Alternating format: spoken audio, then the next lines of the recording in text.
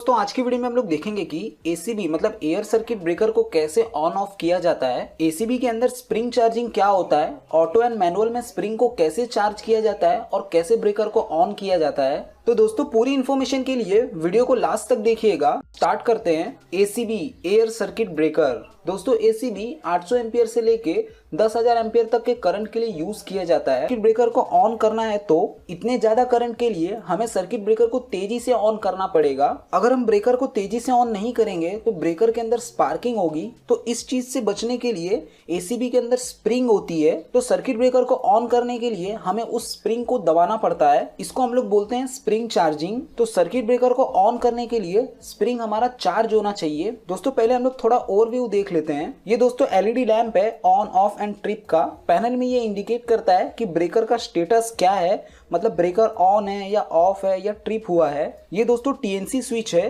Trip neutral and close switch. ये circuit breaker को on off करने के लिए यूज होता है। ये नॉर्मली सभी पैनल के अंदर नहीं होता है, ये खाली क्लाइंट के रिक्वायरमेंट पे ही हम लोग डालते हैं पैनल के अंदर। टीएनसी स्विच से भी मैं ब्रेकर को ऑपरेट करके आप लोगों को दिखाऊंगा। ये हमारा डिजिटल मीटर है। इसके अंदर हम लोग देख सकते हैं कि ब्रेकर के अंदर से कितना करंट फ्लो हो रहा है, कितना वोल्टेज है। और दोस्तों ये हमारा एसीबी है, मतलब एयर सर्किट ब्रेकर है।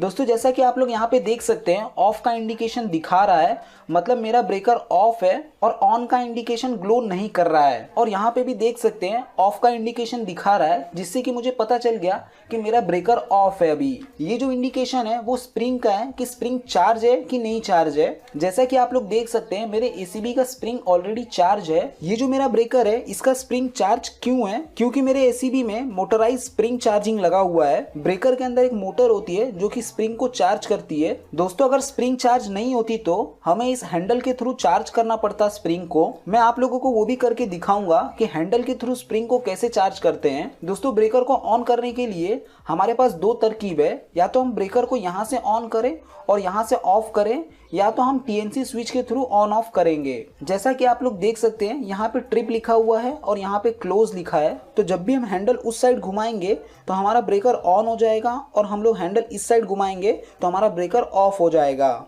और हम लोग यहाँ से भी ऑन ऑफ कर सकते हैं। तो पहले मैं आप लोगों को यहाँ से ऑन ऑफ करके दिखाता हूँ, उसके बाद मैं टीएनसी स्विच के थ्रू भी ऑन ऑफ करके दिखाऊंगा ब्रेकर को, और लास्ट में आप लोगों को मैं स्प्रिंग भी चार्ज करके दिखाऊंगा कि मैनुअली स्प्रिंग कैसे चार्ज की जाती है। तो पहले हम लोग पुश बटन के थ्रू ऑन करेंगे ब्रेकर को।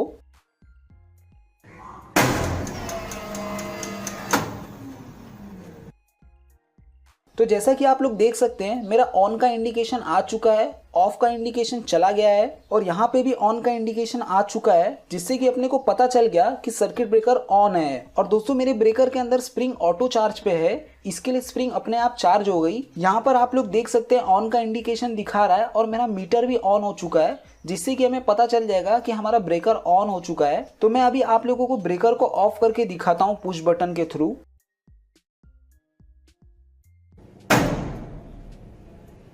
तो जैसे ही मैंने पुश बटन दबाया हमारा ब्रेकर ऑफ हो गया। तो दोस्तों आप लोगों ने देखा कि इन पुश बटन के थ्रू हम लोग ब्रेकर को ऑन ऑफ कर सकते हैं। यहाँ पे भी ऑफ का इंडिकेशन आ गया, लैम्प भी ग्लो कर रहा है ऑफ का। अब मैं आप लोगों को बताता हूँ कि टीएनसी स्विच के थ्रू ब्रेकर को कैसे ऑन ऑफ करते हैं। दोस्तों सबसे पहले हमें देखना है कि हमारे ब्रेकर का स्प्रिंग चार्ज है कि नहीं। जैसा कि आप लोग इंडिकेशन देख सकते हैं स्प्रिंग चार्ज है। तो मैं आप लोगों को इसके थ्रू ऑन ऑफ करके दिखाता हूँ। जैसा कि यहाँ पे क्लोज लिखा है और यहाँ पे ट्रिप लिखा है, तो मुझे जब भी ब्रेकर को ऑफ करना होगा, मीन्स ब्रेकर ऑन है और मुझे ऑफ करना है, तो मुझे हैंडल को एंटी क्लॉकवाइज घुमाना पड़ेगा, और अगर मुझे ऑन करना है तो क्लॉकवाइज घुमाना पड़ेगा।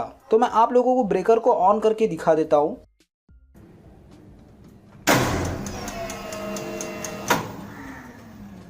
तो अब मेरा ब्रेकर ऑन हो चुका है। जैसा कि आप लोग ऑन का इंडिकेशन भी देख सकते हैं, ब्रेकर पर भी ऑन का इंडिकेशन आ गया है। स्प्रिंग मेरा ऑटो चार्ज पर है, इसके लिए स्प्रिंग ऑटोमेटिक चार्ज हो गई। तो मैं आप लोगों को ब्रेकर को ऑफ करके भी दिखा देता हूँ।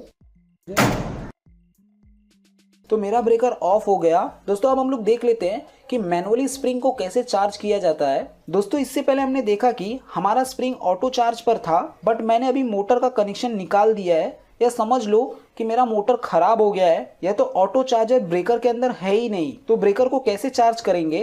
तो हम इस हैंडल के थ्रू स्प्रिंग को चार्ज करेंगे। तो मैं अभी आप लोगों को हैंडल के थ्रू स्प्रिंग को चार्ज करके दिखाता हूँ। तो हैंडल को इस तरीके से पकड़ना है और नीचे की तरफ दबाना है।